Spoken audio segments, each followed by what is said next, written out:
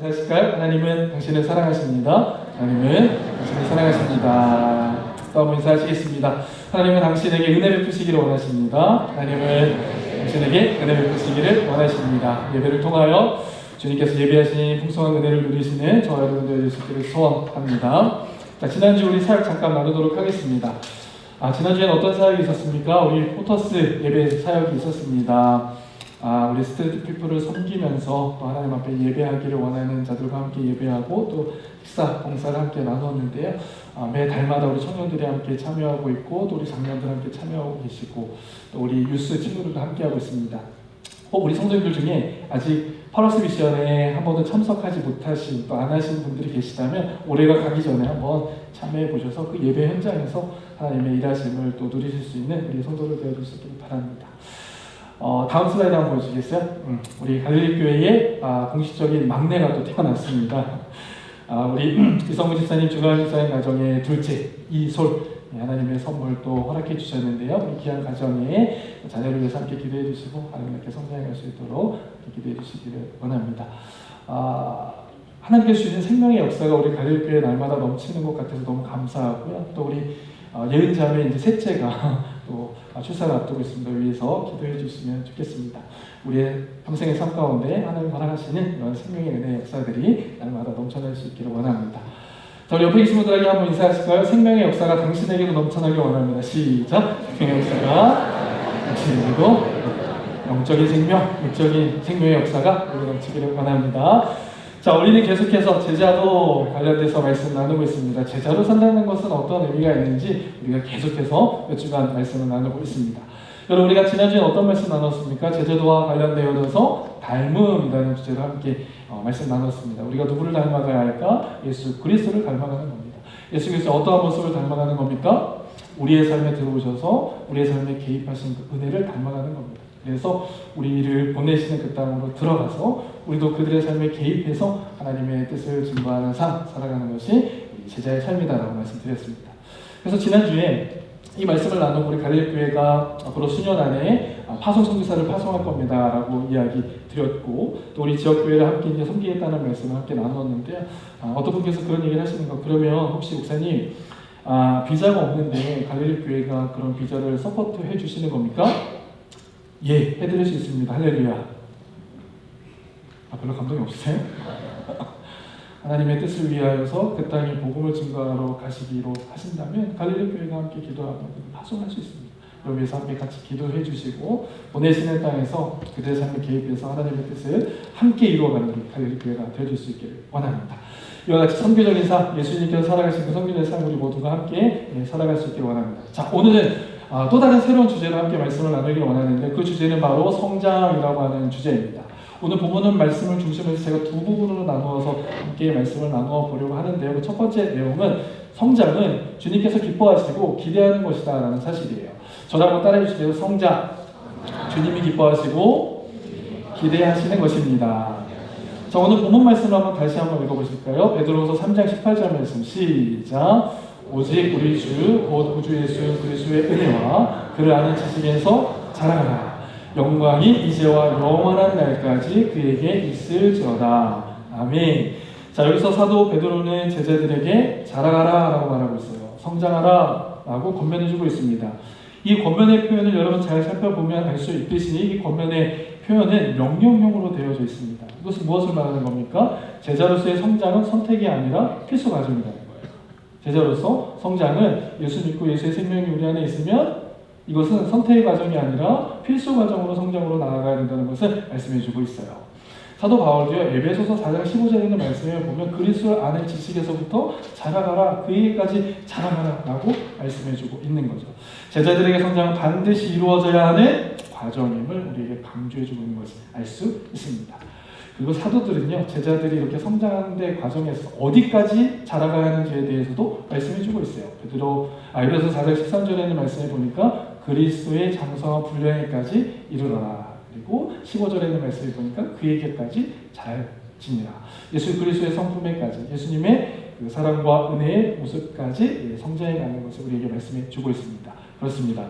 제자의 성장의 목표는 어떤 성숙한 인간의 모습을 닮아가는 것이 아니라 완전한 성품을 가지신 예수 그리스도를 닮아가는 것인 줄 믿습니다. 그에게까지 자라가는 거예요. 그것이 바로 제자의 삶에 있어서 가장 중요한 성장의 목표가 되어진다는 사실입니다. 자, 그렇다면 사도들이 이렇게 성장의 내용을 강조해주고 있고 주님께서도 그렇게 우리가 성장하기를 기대하고 있으시다면 왜 그런가?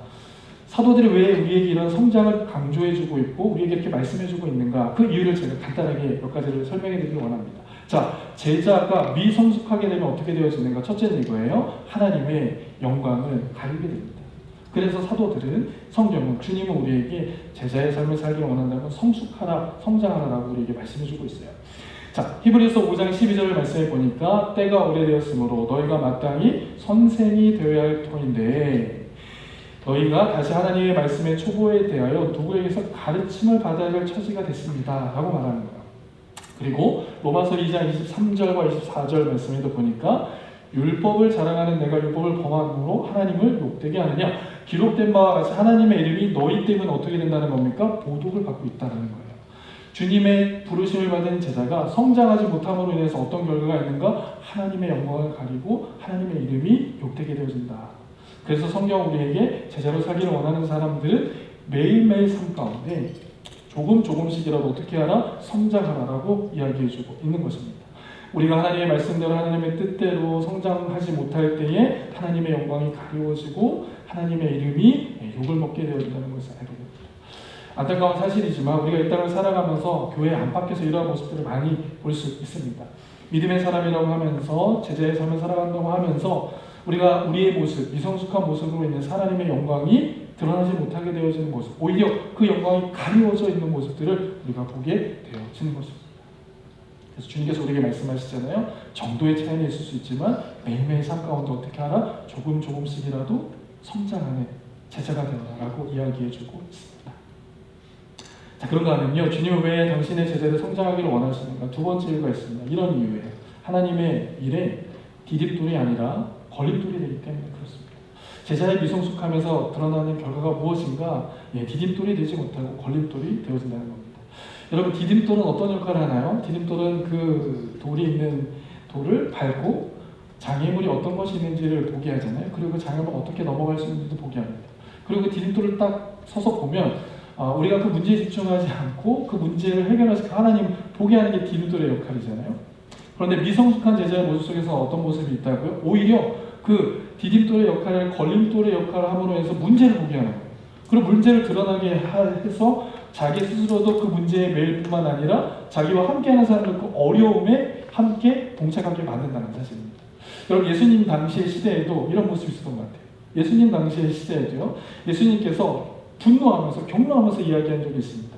마태복음 23장 13절과 15절의 말씀을 볼까요? 다 같이 읽겠습니다. 시작! 바리새 진저 외식하는 서기관과 바리새인들이여 너희는 문을 앞에서 닫고 너희도 들어가지 않고 들어가야 하는 자도 들어가지 못하게 하는도다. 15절 바리새 진저 외식하는 서기관들과 바리새인들이여 너희는 교인 한 사람을 얻기 위하여 바다와 육지를 돌아다니다가 생기면 너희보다 배나 더 지옥 자식이 되게 하는도다. 아멘. 무슨 말씀입니까? 미성숙한 제자의 모습으로 인하여서 오히려 디딤돌의 역할이 아니라 걸림돌의 역할이 되게 합니다.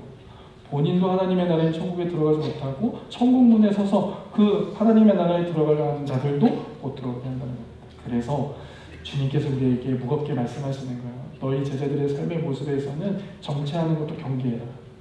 성장하지 못하고 그대로 있는 모습도 경계하라라고 우리에게 말씀해주고 있는 겁니다. 자, 세 번째, 주님께서 우리 성경을 통하여서 이 사도들이 우리에게 왜 성장하라라고 이야기하는가? 교회는요, 성도 개인의 성장만큼 교회가 성장할 수 있기 때문에 그렇습니다. 아멘이시죠? 우리 각자의 성도의 성장의 수준의 만큼 교회도 성장하게 되어지는 거예요. 에베소 4장 14절에 말씀을 보니까 이는 우리가 이제부터 어린아이가 되지 아니하겠습니다. 우리라는 단어가 있는데요. 이 우리라는 단어는 그 각각의 개인의 신앙의 모습을 표현하기도 하지만 교회를 의미하기도 합니다. 그래서 우리의 신앙의 모습이 어떻게 성장하느냐에 따라서 성장하는 만큼 교회가 성장되어진다는 것을 말씀해주고 있는 거예요. 그렇습니다. 교회의 성장은요, 각 개인의 성장의 궤도와 같이. 그래서 우리 성도들이 얼마만큼 성장하느냐에 따라서 교회의 모습도 그와 같이 달라질 수 있다는 겁니다. 결과적으로 리더십이 얼마만큼 성장하느냐가 바로 교회의 수준을 결정한다는 겁니다. 우리 옆에 계신 분들하고 한번 인사하실까요? 당신의 신앙의 수준이 교회의 수준을 결정합니다. 시작. 이 말씀을 전해야 되는 저는 얼마나 부담이 되겠어요. 여러분, 우리의 신앙의 수준이요 교회의 신앙의 모습을 결정합니다. 여러분, 교회는요 이 땅의 소망이 되어지는 줄 믿습니다. 아멘이시죠? 교회가 바로 서면요 이 지역이 바로 서고 나라와 민족이 바로 서는 거예요. 그래서 주님께서 이 교회에 대해 큰 관심을 가지고 있다는 거죠. 그래서 디모데전서 4장 15절에 뭐라고 말씀하시는가? 이 모든 일에 전심전력하여서 너희의 진보, 너희의 성장을 드러나게 하라 라고 말하는 거예요. 함께 읽겠습니다. 시작. 이 모든 일에 전심전력하여 너희 성숙함을 모든 사람에게 나타나게 하라. 아멘. 오늘 저와 여러분들이 주시는 음성인 줄로 믿습니다. 여러분, 우리가 성장하지 않으면 어떻게 돼요? 우리로 인해 하나님의 영광이 가려지는 거예요. 우리가 성장하지 않으면 어떻게 됩니까? 하나님의 뜻을 온전히 드러낼 수 없게 되는 거예요. 우리가 하나님의 영광대로 하나님의 뜻대로 성장하지 않으면 교회의 성장이 더디게 되어진다는 겁니다. 이 말씀 앞에서 우리의 삶을 다시 한번 비춰보시길 바랍니다. 신앙의 연륜은 있는데 우리의 인격과 성품과 태도는 어떤가 다시 한번 점검해 볼 수 있길 바랍니다. 신앙의 연륜은 있는데 하나님 앞에 부끄러운 모습이 되어져 있지는 않은가 우리 자신을 한번 돌아보는 겁니다. 우리 청년들이 함께 예배하는 자리에 있는데 우리 청년들 앞에 우리의 신앙이 정말 부끄럽지 않게 설 수 있는가, 우리의 모습을 다시 한번 점검해보고 우리의 신앙 앞에서 매일매일 삶 가운데 조금씩이라도 성장해 가실 수 있는 저와 여러분들이 있기를 바랍니다. 자, 두 번째 부분인데요. 자, 그렇다면 주님께서 원하시는 이 성장의 삶 우리는 어떻게 살아갈 수 있느냐는 겁니다. 오늘 제가 이 말씀을 좀 나누고 싶은데요. 그리고 주님께서 우리의 신앙의 삶이 성장하길 원하는데 우리는 어떻게 하면 그러면 주님께서 원하시는 분량에까지 이룰 수 있는 성장을 경험할 수 있는가? 세 가지 말씀드릴게요. 첫 번째 이겁니다. 성장은요 은혜를 더 깊이 아는 것에서부터 시작되어야 한다는 거예요. 한번 저를 따라해 주시겠어요? 성장은 은혜를 더욱 깊이 아는 것에서부터 시작됩니다. 아멘입니다. 아멘입니다. 여러분, 성장은요 하나님께서 주신 은혜를 우리가 기억하는 것에서부터 시작되어진다는 거예요. 사람은요 받은 은혜를 쉽게 잊습니다. 그렇죠? 우리 모두가 그렇습니다.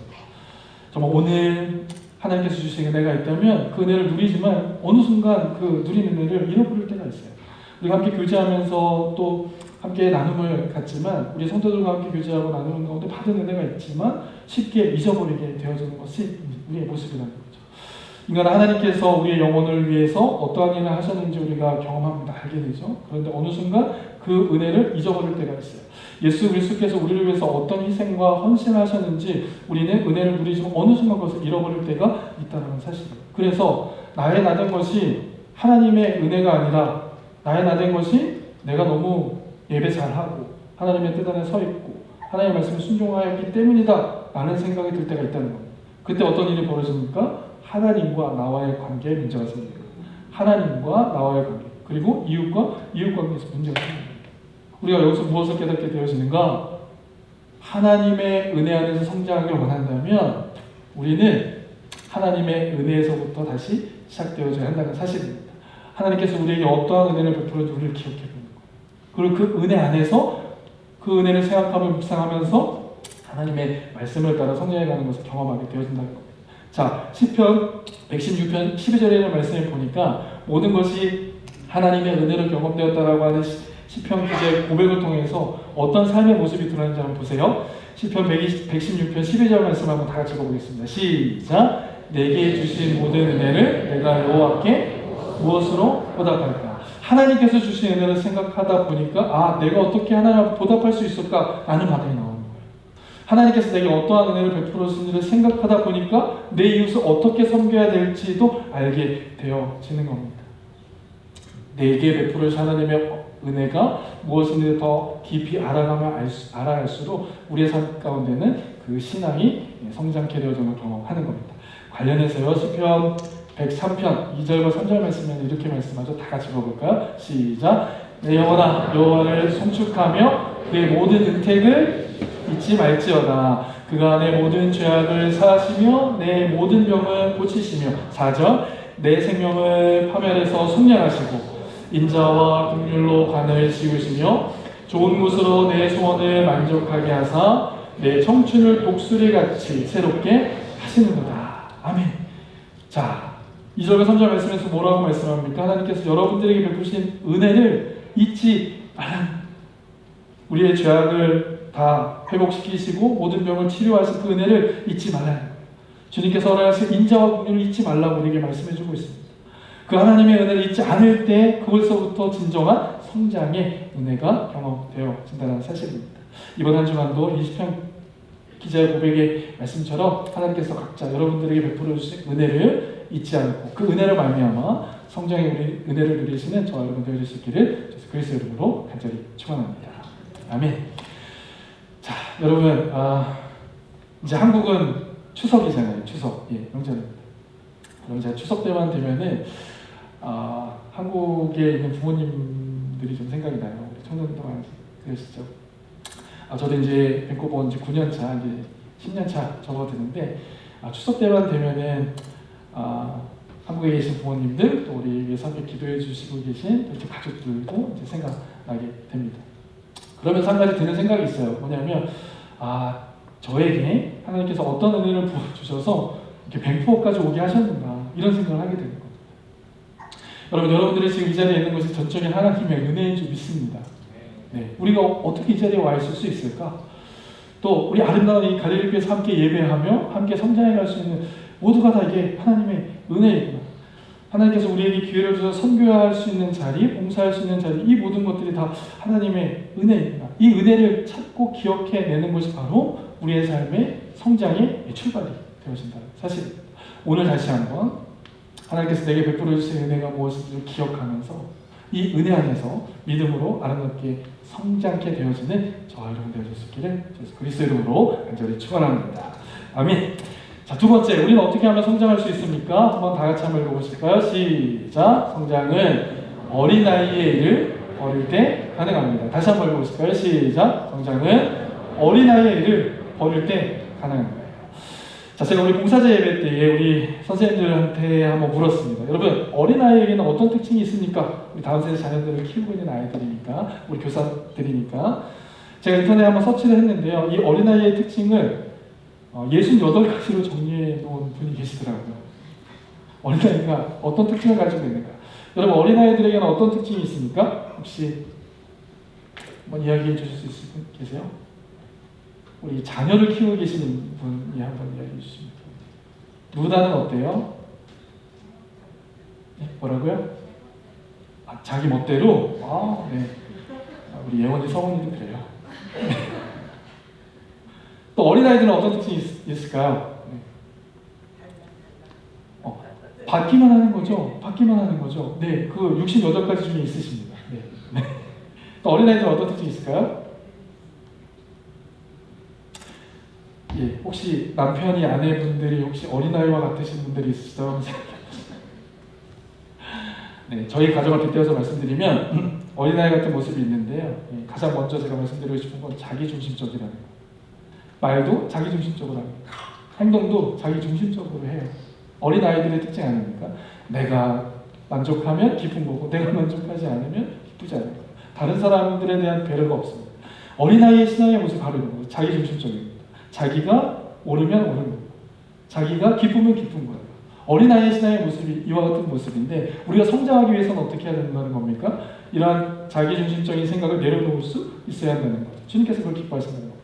또 어린아이에게는 어떤 모습이 있습니까? 무책임한 모습이 있잖아요. 책임지지 않아요. 일을 쫙 벌려놓고 그 일은 누가 책임을 지는 거죠? 부모님들이 책임지는 거죠. 어린아이들은 결코 그것을 책임지지 않습니다. 책임에 굉장히 자유해요.